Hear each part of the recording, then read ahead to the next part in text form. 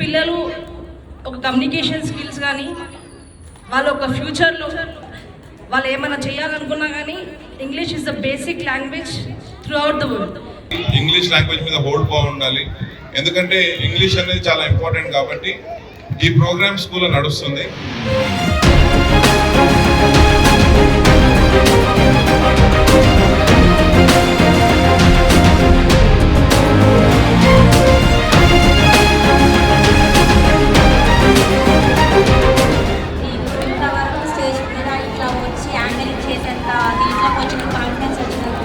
నాకు చాలా హ్యాపీగా ఉంది. ఇంత ఎంకరేజ్ చేసి ఇంతవరకు తీసుకొచ్చినది thank you so much sir.